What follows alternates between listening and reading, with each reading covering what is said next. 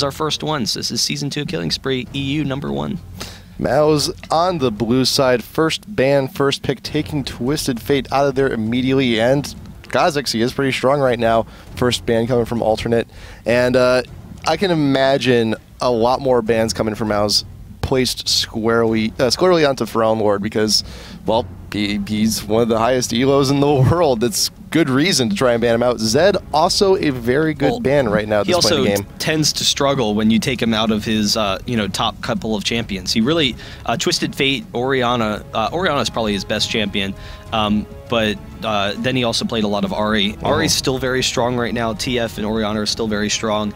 A lot of it has to do with their kiting potential and their utility because burst casters aren't very strong right now. They were nerfed in a number of items, so they don't have the same damage as bruisers late game. So you need lots of utility, high utility champions, and that's what Pharaoh Lord always like playing. But look at some of those top lane bans. The top lane champions right now are so ridiculous. Like Zed, his assassination potential against AD carries is insane. It's almost impossible to survive against him.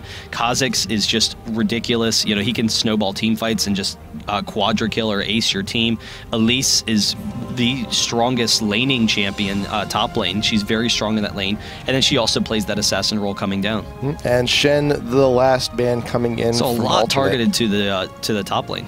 A lot of it is, and that does leave a few mid-champs open, and Mao's first pick taking out the Evelynn. So I've actually been seeing a little bit of Evelynn back in the jungle, actually. Odds are that's going to be a mid-Eve.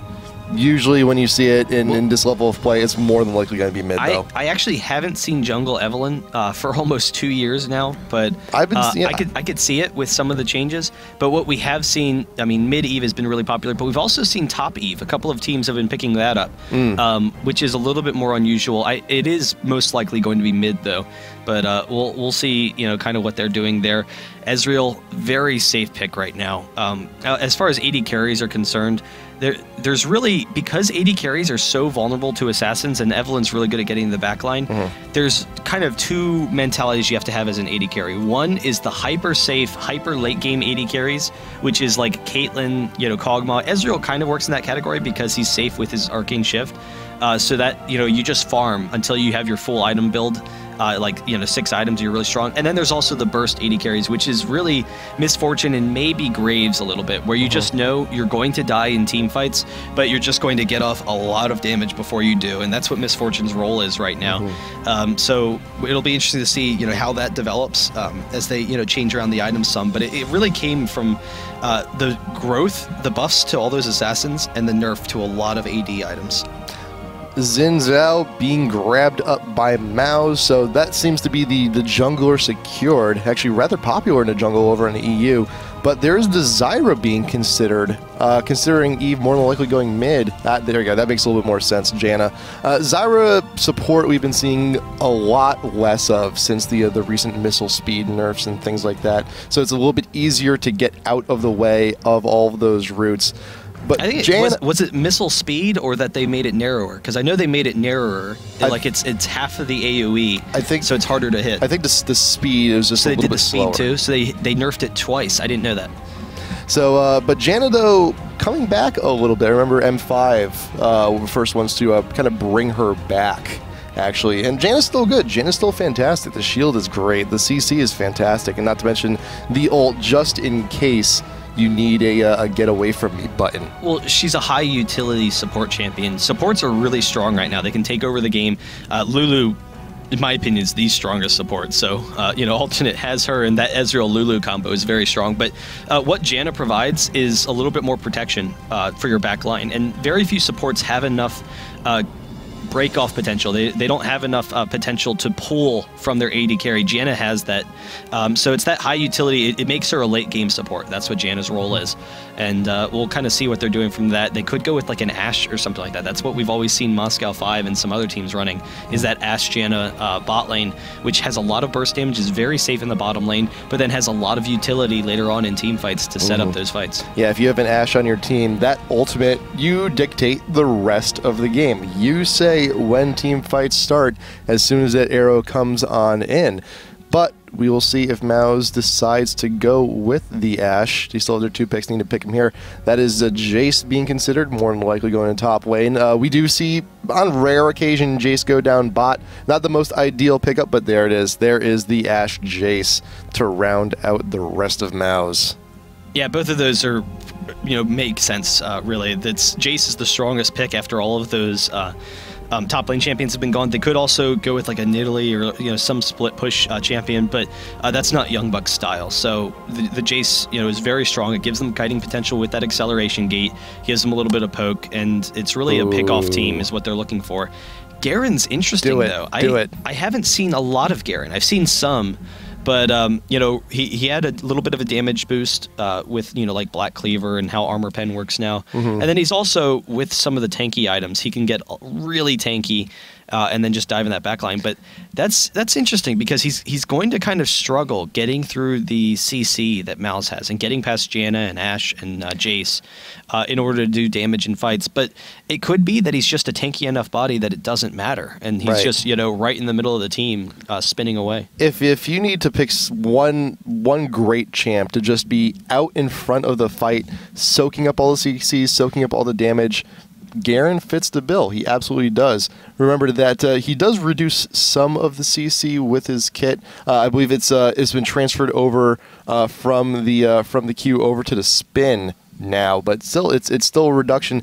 And remember too, one of the once you start building, not Garen. Well, we could say, we never know. Let's wait for the confirmation. Garen, actually, that's also pretty good. Garen's actually going to be Vi. I like Vi a lot better. Okay, I was very confused by that Garen pick, but Vi, yeah, they doubt my Garen. Vi is interesting because I could use some changes, I think, but she does have a really strong ultimate, and the ultimate is really what keeps her in competitive, or is what is going to keep her in competitive play, because it's a hard lockdown on 80 carries, and it's just in a team fight, he can just select Ashe, just be like, you are going to die, and they'll be able to pick her off very easily, and that ultimate is just so ridiculously strong for Vi, and it's also, she has a lot of range, like she could just be in the shadows, she Qs in decent distance, and then locks on with the ultimate, and you're just like, wow, Ashe she thought she was safe, but no, she's not. So right, yeah, with the team comp, well, that's the thing. You have dive buddies actually with alternate. Nearly everyone on the team has some sort of great means to just immediately skip past the fight and go straight for the back line. Ezreal's shift, Cassian has the ultimate, Vi ultimate, Olaf just pops the ult and he just runs because that's just what he does. But also, there's great synergy between the ultimates of Vi and Lulu. Vi can go in for the ult, and upon landing, that's a second pop-up you can get from Lulu. Yeah, that's a really good point. I think that's exactly what they're looking for, is that double knockup combo. And it also, will allow Cassian to potentially assassinate some people. So that's going to be interesting there. And one of the nice things about Jace is he's a very strong laner, but he's not usually aggressive enough now to bully someone out of lane. So Vi can AoE clear very easily. With her E, she can just Falcon Punch the wave and just like insta-kill it. So, she's going to be able to just farm. They'll both be AoE clears, and it should be a pretty passive top lane. And then we'll see, what they can do. They both have a lot of kill potential, though, so, I won't rule it out. But I'm expecting that it'll be a little passive, because that's kind of how the top lane runs right now. It's passive and then wait for that mid-game to try and make some plays happen. Yeah, I can imagine, though, once you start hitting around maybe level 9, level 10, around that area, that's going to be... You're going to have both of the top laners have a lot of armor pen within them. And Jace, by that point, will more than likely have bought the Brutalizer. But I have to think that Vi's armor pen is a little bit more. She may actually have enough damage to just take out Jace straight away if given the opportunity, or a little bit of help from Xin Zhao. With a gank from Olaf, then she maybe has that potential. But, Olaf, yeah, Olaf. But otherwise, Jace can just get out of there. Oh. If Vi tries to lock down on him, they can just knock him away. Wait, actually, I think it looks like Vi may actually be going to the jungle here. So. Well, that's actually interesting. Yeah, Olaf is actually a much stronger top lane champion than Vi. It's still probably going to be a passive lane, but that's interesting to see. What they can do. Vi, I haven't really seen much of Vi in the jungle, but I would presume that she's still a really fast jungler. She still has that AoE clear, and then really you're just aiming for level 6. And once you're level 6, you can Q out of the bushes and then lock someone down with your ultimate, and they're going to die. It'll be very difficult to escape from that. Yeah, I've played a little bit of Vi in the jungle. Like I personally am not a big fan of it because I feel that sometimes it restricts your build a little bit. Like sometimes I'll actually build a Wriggles to try and boost up my speed if I feel I'm falling behind, which does keep her delayed a little bit off some of the big damage items. But level 6, once you get that ultimate, things just kind of go by the wayside. It's like, well, I may not have enough power, but I can uppercut you to the heavens. Mm-hmm. Well, we'll see what they can do there. That's going to be interesting to see what kind of build that is and where they can go from there. So we'll take a look at the runes and masteries real quick. Vi in the jungle, physical damage, armor, magic resist, nothing special there. 21, 9, and 0. So I was kind of thinking he might actually go 19 and 11. Because that's a little more common. Then he'd be able to get more, 2 more in the armor. But I guess he just has decided he doesn't need that armor. And really, with the fast Madreds, it's really safe to jungle right now. Even if they made the jungle, more difficult in a number of ways, the items make it so much easier. So it's really safe. 9, 17, and 4 on Olaf in the top lane. So he gets some mana regen, but he's heavy into the defense. Which is interesting. So he's going to be really tanky early on in those team fights, and it goes to show you don't need to get damage on Olaf. You're not looking for killing potential. Now you just get tanky, and he already has a lot of base damage. With that mana regen, though, I have to think Kerp did take the teleport. Is there potential for a lane swap actually from alternate? Because it is Lulu. That is quite a bit of harass. Well, Lulu is one of the best lane swap lanes in the game because she can push so aggressively. The only concern is if they lane swap, then they're lane swapping into a Jace. So the reason they would want to lane swap is if they're concerned about the Ashe Janna lane versus the Ezreal Lulu. And Ashe actually does very well against Ezreal. You can actually consider Ashe like a counter to Ezreal, in lane at least. Like later on, the arrow's going to be tough to hit if Ezreal's fast enough. But because of the range, Ashe Janna actually beats that lane in a lot of situations. So they might actually swap, I would think, to get them out of that lane. But it's not going to be very easy for them to push against that Jace, if that's the case. At the very least, though, if they do follow through with it, also keep in mind they are alternate is on purple side. Olaf will be bot. He will be he'll have the blue buff actually accessible to him. Level 1 if alternate so desires. Granted, that will put Vi behind, but remember we're waiting for level 6 on Vi anyway, so it's a possibility. And for Relin Lord, I actually just checked. He has a lot of ability power on that Kassadin. So he went down the offensive tree 21, and he has ability power for his page. So not a lot of protection in that mid lane, but I guess he's not really concerned about, like you see, no armor, no magic resist. I guess he's not concerned about Evelynn really hitting him there. And then he doesn't have any armor or magic resist for his masteries either. So he's going pure burst damage, and as long as he keeps his distance, the silence will give him the advantage in that lane, and he's just looking to chunk Youngbuck a little bit. Oh, it is a top lane Evelynn. So I had mentioned that it could be no, actually, maybe not. Wait. I guess Youngbuck might be playing mid lane for Malz. I didn't realize that. He used to be a top lane. We'll find out once we get in. We'll find out. Also, keep in mind too. It makes more sense for Jace to be top lane, though, so it should be a mid. Yeah. Also, keep in mind, Kassadin, once he hits level 6, that does open up a lot of room to roam. Same thing with Evelynn. So it may not even be a lane thing. It could be, let's just race to the lane and see who does more damage. And those runes could be there to help supplement that. Yeah, and for you guys watching, just to let you know, Skartot here, it's a Smurf of... what's the guy's name? Well, their jungler. So I actually don't remember his name, but the Malz esports jungler, Skartot is his Smurf. So he's not a silver player on the team, but we'll see what both these teams can do. Laning, I don't know, it's going to be interesting to see what they're going to do with Kerp. I think that's really going to decide a lot of the pace of this game. But one thing, when you do lane swap, if they decide for that, it slows the game down a little bit. It makes the game really passive. The game's already pretty passive right now. You can do a lot of things in the mid game, but early game tends to be pretty passive because you can drop so many wards now, more so than you used to be able to, and because Oracles received a big nerf. So because of that nerf to Oracles, people don't tend to buy it, and it means that the game becomes more passive because you always have vision of the enemy team. So, it will allow them to get in that mid game. That's one of the reasons why Kassadin's coming back, is because it allows Kassadin to just sit there and farm and know that he's going to get late enough in the game to be viable. Metal X going for the Doran's Blade first, which is rather interesting, and I hope that Lulu is a little bit more up on the shields in lane if they don't go lane swap, but it seems that all the positioning they may be doing so. But there is Mouse with the invade looking to secure the red, actually. Kassadin also coming up. Shield on to the Xin as he heads into the brush, and Alternate is a bit scattered at the moment.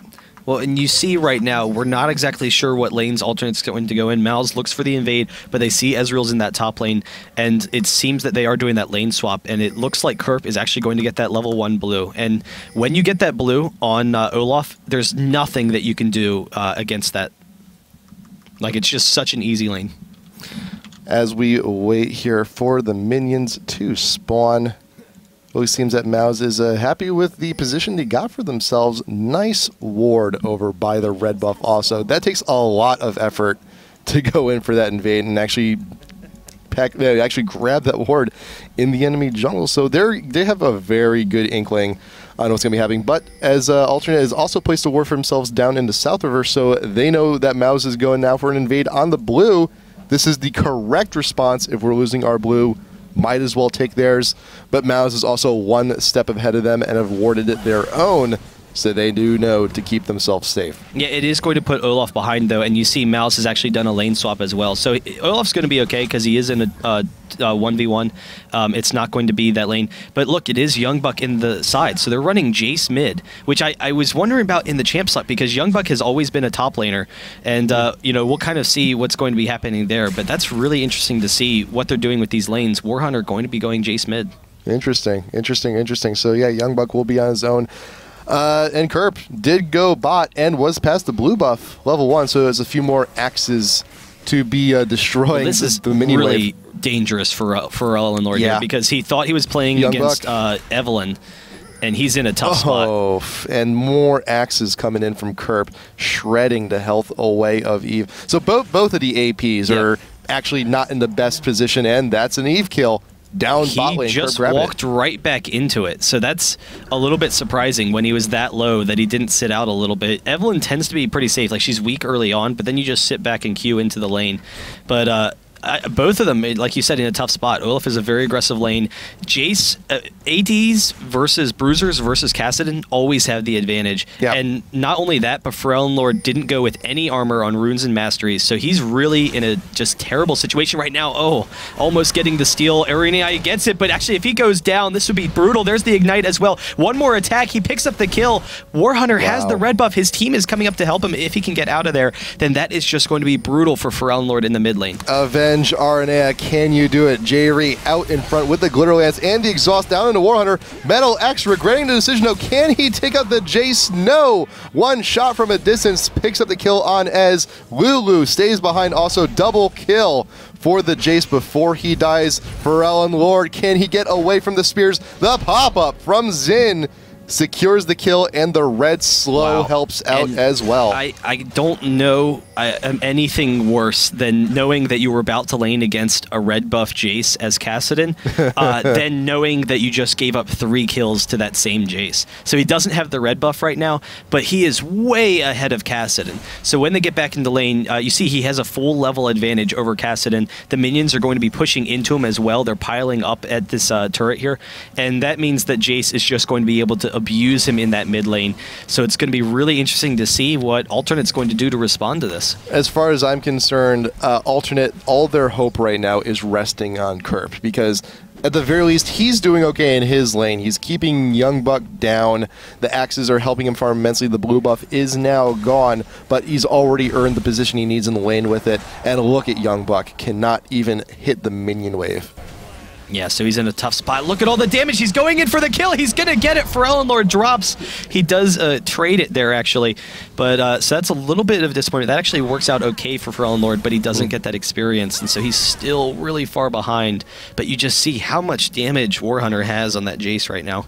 Way too much. It is way too much damage than any Jace should be having right now. A little bit of health with that Doran's too, so it's just going to make him that much stronger. And for a long time, Kassadin, when he was picked ages ago, like one of the most common counters you would actually see against him in the mid was Tryndamere, actually. Yeah, just any AD bruiser, it always works. And then now with more champs having been released since then, there are definitely more options that help your team a little bit more, and Jace as you can clearly see, fits the bill so nicely. A Young Buck trying to get those spikes onto Kerp for any extra harass damage you can in the lane, but the reckless swing is way too damaging. He could actually dive for this, so Young Buck has to watch out. It's two level ahead. He has the damage for it. He doesn't have the ignite, so he went with that teleport.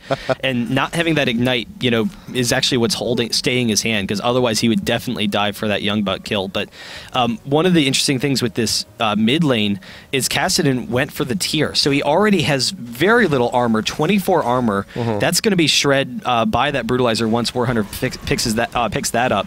But he also went with the tier so that he's stronger in the mid game, but it means that he's still going to be really weak at this point in the game in that lane, and we'll see if they actually dive for this. It looked like, you know, Xin might actually come in, but there might be a bit of a skirmish here. Vi's checking him out too.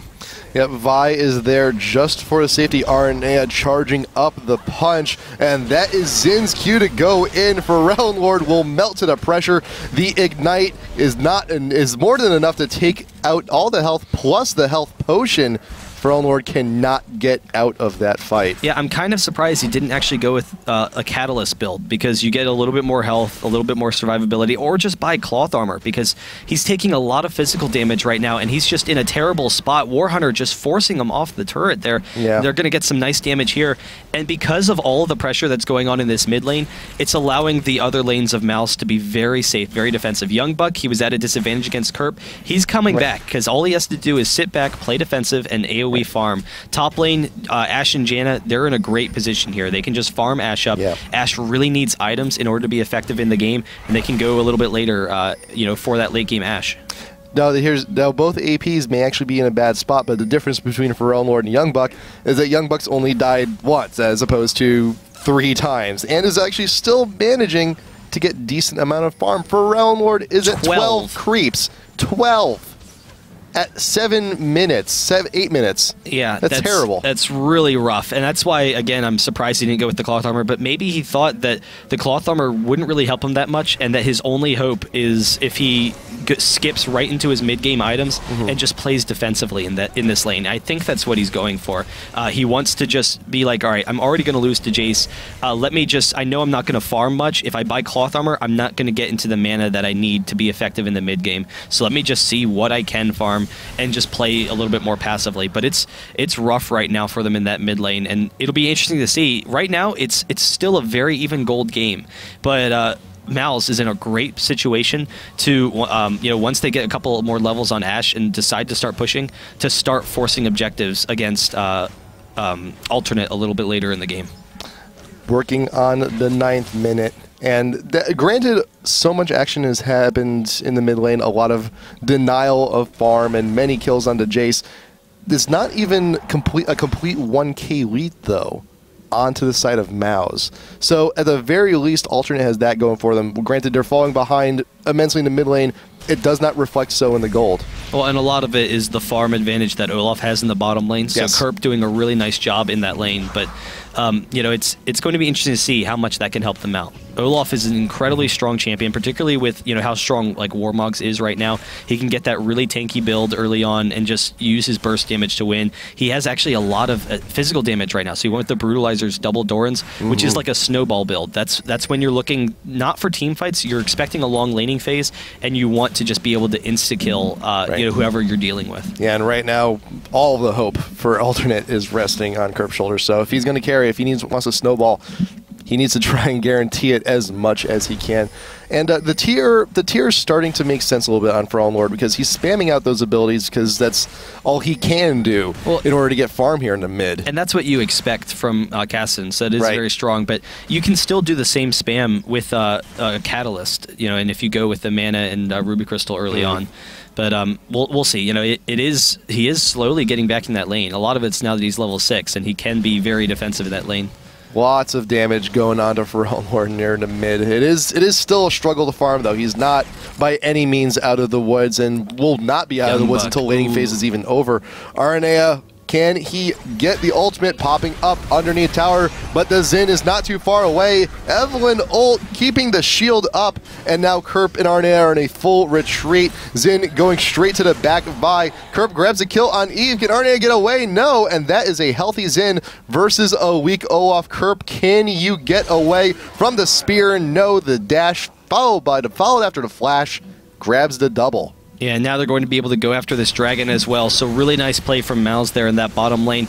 I thought that Evelynn was actually going to go down with the quick burst that Vi has and that lockdown setting up Olaf. He did go down eventually, but he was able to defend long enough. And then Xin is just so strong right now.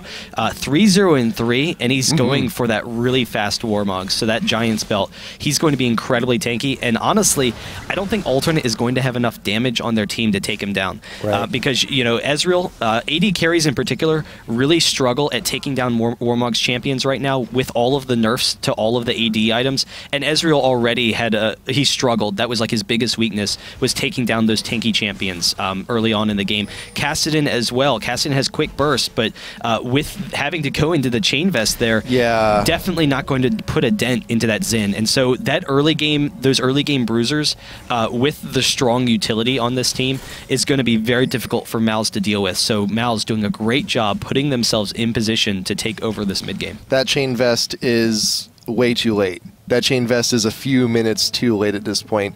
Lord, he already invested into a tier. He knew he needed mana. He knew he needs to get damage to try and make a difference in these fights. But this chain vest is too little too late. That is a Black Cleaver on Jace. You're not going to be getting away from all the CC from Xin, from Ashe when these team fights come in. Unless Lord gets the money he needs for his Zhonya's, that chain vest is just it's essentially a worthless purchase at this point. Well, it still protects him. He knows it's going to be a long laning phase, so it protects him from Jace. It allows him to just farm, getting that tier first, like we had mentioned earlier, gave him that spammability, and so. You know, it's not wasted yet. It's just the only concern is that it's pushing off his late game build. It's really not wasted. It's a good, really good pickup on his part. It's just that he's pushing back his late game, and that could be kind of scary considering that MOUZ is already ahead. Now they're going to steal the blue here, and that is definitely what you want to do when you have an advantage over Kassadin. And Lord, he is rightfully so hesitant because there is Xin, tries to walk away, and has to use the flash just to get to the blue pit to get away from the J shot. There's still a concern here, and hopefully Alternate can actually make it to the late game in order to utilize these purchases. But Warhunter off on the side. One more shot. Gets actually takes a small Wizards, but the blue has been dragged back to the brush for Lord. Secures the blue, but gives up the tier 1 in mid for it. Yeah, I'm actually kind of surprised that MOUZ didn't go for that blue, that they didn't contest that really. They did get the tier 1, so that's really strong, but getting that blue on Pharrell Lord is a huge advantage right now. Kerp, he actually teleported up top, trying to come in behind them, and now Skarta, he has him out of position. Jace is coming up as well. We have a bit of a skirmish. Xin Zhao doing with the off, but here comes Ezreal, more damage. Ignite on the Xin, maybe more than enough, but that is a kill for kill. Ezreal being smacked down by Jace after getting the kill onto the Xin. Kerp being slowed. The ultimate is down. The slow will take effect, but Prathana decides to back off, allow the Viking to do what he wants. Yeah, so a 1-for-1 exchange considering that Olaf had to use his ultimate, so they were his teleport. Oh, Eve down bot lane finds him out, but that will be a kill between the two APs, and the blue buff evaporates into the ether. Yeah, so a bit of an exchange there, but nice play in the top lane and getting that Ezreal down. It allows Ashe to get in a better position here. Olaf trying to get out of there. They have that pink ward, so they're going to be safe. And Ashe can get deep into her build. She's actually has enough for her BF sword right now. So we'll see what she's deciding to build in 2100, and if she's going for like an Infinity Edge for that pure damage. But I don't know, it's going to be interesting to see. Just a lot of health on Xin right now, going with the Ruby Crystals as well. I'm kind of curious. Yeah, I'm curious what the second Ruby Crystal's for, because I would assume that he's going with the Warmogs, but then the second one, I guess he probably just had enough gold for it right now, and he knows he'll use it later on, so he's like, whatever, I'll buy another Ruby Crystal. I don't. A lot of times you'll see people buy the little regeneration bead for the Warmogs, and it's kind of like, well, this is a waste of gold. He doesn't need the regeneration bead right now, so he's just like, whatever, I'll get a lot of HP, I'll be really tanky quickly. Yeah, I think more than likely that's just a preemptive preemptive buy for the Black Cleaver, which I assume would be the next part of the Xin build. Once he's tanky, then he can continue out the damage and also stack the stacks along with Jace's Black Cleaver. Yeah, we'll have to see. That should be kind of interesting. But Jace making his way down into the bot. Pharaoh Lord's in a really tough spot here. His flash is down, so he actually has to get out of there. He uses Riftwalk already. Warhunter's going to get in range, though, so he might be able to take him down. Way too much damage from the Jace at this point. One shot, Warhammer, can you clear the gap? Yes, you can. The tower not enough. Meanwhile, top lane, RNA punching the daylights out of the Janna. Prathana, can you get away? Has to use the flash. The volley, the slow's not enough. That is an axe from Kerp sealing the deal. Yeah, so really nice play up in that top lane. They know they need to abuse Ashe right now, and Olaf is very strong at that in team fights. Ashe is going to be very vulnerable to that Olaf ultimate, but we'll kind of see, you know, whether or not the rest of the team has enough presence. They do take out that outer turret, but Young Buck and Warhunter, they're still pushing down in the bot lane. They might actually go for the second turret, but that means they're going to give up their second as well. So it's going to be tough for them to defend this right now. Even if they teleport now, they probably won't be able to defend this. Xin against the world here in top does use the ultimate for some harass. Kerp may actually go down here. Yes, the pop-up does have enough damage to take down the Viking Metal X. Going to be target number 2. Kuja's rejoined the fight, keeping the slows in CC and the shield. Not only the health, but so much extra damage. J-Re flashes over the wall, but the flash is now down for Xin. He cannot pursue, but that is still 2 great kills for Xin. Well, that's how strong he is right now, and he's easily able to 1v1 the AD carry, and that's when you know you're in a bad spot. When your AD carry can't 1v1 the Bruiser, that allows Xin to just chase him down, and because Olaf was already so low, Olaf would be able to win that matchup, but except that he was too low. Pharaoh Lord, he's going to go down as well. They have the outer turret. They're going to be able to drop that. Ashe is still chasing him down. Xin going to try and pick up Arinei here, but Prathana takes it down. So another turret goes down. Mal's is just running away with this, and this is what we talked about this mid-game, because Mal's set themselves up so perfectly, and they had such a strong Bruiser team, that it's very difficult for Alternate to have any sort of response right now. It's a struggle now for Alternate to try and catch up. They are 6K behind, and the team is still, in essence, scattered. There hasn't been a single grouped fight, a single full 5 fight for Alternate in this game so far, and when that time does come, because Mouse has essentially had their way with every lane at this point, it's going to be a disaster. Well, they can't 5-on-5 fight right now. No. The strength of Alternate's team is actually in small skirmishes when they're not this far behind. But this far behind, that means they lose all the small skirmishes. And because of the really strong team fight team that Mal's has, their team is just built for these team fights. That means that those Bruisers are going to easily win any 5v5 exchanges right now. And at 6K behind, there's not a big opportunity for Alternate. So we'll kind of see what they can do. They need to start picking people off in order to make anything happen. But it's really difficult to come back from this massive of a deficit. And it's just unfortunate that Alternate has only on their entire team has only completed one major item, and that's the Bloodthirster onto Ezreal. The Black Cleaver incomplete on both Vi and Olaf. The Zonia is still not done on Pharrell. Oh, he got the steal. Xin walked right in to steal it. Xin gets the steal on the blue, and that is an engage onto Aranea. You have the Lulu ultimate with more CC, keeping individual members of Alternate behind for the pickoffs, and with 2 kills for free. That is a dragon pickup. Very easy, and Alternate cannot do anything. They have no choice. They have to back, they have to heal. And even then, even if they did try and contest that dragon, that thing went down way too quick. Yeah, and Mal's isn't at the position now where they can start pushing objectives very easily. They can push down turrets, push down that inhibitor, and they have the range on Ashe and Jace where they can easily drop those. Ashe is very good at pushing turrets, and she did go for that Infinity Edge, so a lot of damage there. And there's just, I don't know, I'm not really sure what Alternate hope they have now, because it's just they're so far behind. They just don't have the damage to take out all of these champions. The Warmogs on Xin means that he's unkillable, basically. They could take down Jace or Ashe, but it would take a large part of effort to take down either of them, and then the other one's going to be able to kill them. So we'll kind of see what's going on there.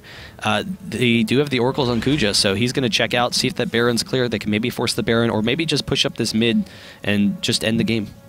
That's not Maw That's a Maw now onto a Jace. There's going to be an Aegis built by the Xin in a few moments. You also have the little Blizzard item onto Janna now for whenever Xin goes in. It's like, hey, how would you like a slow on top of your CC? That's already amazing so far in this game. It's dangerous. That is so. These full 5 fights from MOUZ are so insanely dangerous. Kerp trying to take down the turret. He will be able to grab it. Now it's going to be interesting to see who wins this 1v1. It's actually looking like a stalemate. Kerp, he actually barely wins that exchange. Minions almost grabbing him. One more attack. Almost going to drop. But the Ashe arrow is going for it in the bush. There's the kill through that teleport. Nice. Nice. And yeah, there's really no... They had the vision. They knew he hasn't left the bush, so it's an easy pickup for the Ashe. Wow. Yeah, the arrow is down, so they won't be able to force another fight here. But you know, even this 4 will be able to bully around the rest of Alternate. But it does slow them down a little bit. So it's a turret for Alternate. It you know, gives them a little bit of gold to try and catch up in this game. You know, losing Olaf for Jace, that's kind of an even exchange for them right now. Olaf's their best champion, but you know, Jace is very strong for MOUZ as well. So we'll kind of see if they can keep on picking people off. Like, that's what they want to do right now. It's just exchange kills and keep on picking people off, and then that's going to allow them to slowly stall this game. Every kill that happens stalls the game for MOUZ. So really, MOUZ is at the point where they just want to group up and end it. That is a long stall, though, and that's an 8K deficit at the 22-minute mark. There needs to be a lot more stall. Hopefully they can pick up more kills and not get caught out like this. RNA, it's a struggle to even get the raids at this point, because look at also the ward control from MOUZ. They've warded pretty deep so far into the jungle, and they've actually been doing so since moment 1. Since the start of the game, the early ward over onto Alternate's red. It's just been insanely aggressive warding from MOUZ this entire time. Yeah, and again, it's very easy to ward and just keep those wards up right now because of the nerf to the oracles. There's the Baron for MOUZ. They can push in. Olaf on the other side. They don't have vision right now. They could go for this with the Ashe arrow. Oh, someone poke out. That is the Ashe arrow to Ferelden Lord. Has no choice but to flash back into the red hit. Lulu cannot get away. More speed buffs from Evelynn. The ultimate is down, but the power is strong. Xin Zhao with the CC. Damage from Young Buck, more than enough to take out Aranea. And that is Ferelden Lord finally going down. Metal X very weak, but Kerp, he is the last hope for Alternate, but cannot get a kill, cannot take off a Baron buff from anyone. Yeah, and it would be interesting to see if this is kind of a spotlight of what we're going to see this weekend with that Season 3, or actually the EU is next weekend, but MOUZ able to win game number 1 with really impressive play. They could potentially play each other to get into Season 3. They could. You know, who knows what would happen then, but right now MOUZ is the victors, and it all started with that really impressive champ select. MOUZ has a great champ select team, and also we were wondering there, it was like Young Bucks playing Evelynn. So does that mean that it's their top lane Evelynn and Jace mid? And I think that Alternate didn't realize it at the time. I think they expected Evelynn was going to be mid and Jace in the top lane just because that's standard. That's what you expect. You expect Jace to be in the top lane and Evelynn mid. And so as a result, Ferelden Lord, he had 0 armor in his runes and masteries because he thought he was going to have a nice, easy farm lane against Evelynn. And then he was laning against Jace and he got screwed. He did. Warhunter just absolutely destroyed him in that mid lane. He was 4-1 very early on, like the first 5 minutes of the game, and that set up the rest of the team for that really strong team fight team with lots of utility. It's okay though, Ferelden Lord, he did finish the Zhonya's. Ferelden Lord did finish. He at least finished the Zhonya's, yeah. He at least finished it. It took him a while, but he got it. But it was that is a very disheartening loss. So like whenever you get stomped like that in the first game of a series, it's a huge psychological toll, and Alternate cannot be feeling good about that one right now. So there are some bans they can make going into game number 2, but I think what would benefit them more is just going for a completely different team strategy. And we've seen the individual skill in all these players that have been there. We saw how well the Olaf did in the lane swap situation was dominating the Eve in the early parts of the game, but it just fell apart because there were no full team fights. There was no grouping from alternate. They had some strengths to their team. The big issues, Olaf is definitely a strong pick. That's solid. Yeah. Ezreal and Lulu, that's a very strong pick as well, but you can't fall behind with Ezreal Lulu. Yeah. Because when you fall behind, you don't have enough damage in order to take down those tanks. That's what we saw. They couldn't take down Xin. They couldn't take down Jace. And so that can work, but you can't fall behind. And really, it all collapsed on them, the mid lane. It was all, in the mid lane for Ellenlord, and then Xin got fed off of that mid lane as well. He was 3-0-3 early on in the game, and that's what snowballed that game for Mouse. So I think some of their picks are okay. The Vi, we didn't really see the strength of it. We saw, the one gank bot that turned around against them where they were going for Evelynn. If they can keep up, I think the jungle could be okay. They need a safe mid lane. They need for Ellenlord to be able to control the mid lane, farm, and not allow them to snowball away from his lane. Right. We'll see what can happen, though, guys. We're going to go to a quick commercial break. We'll be right back. Game number 2, IPL EU killing spree. It's Mouse Esports versus Alternate.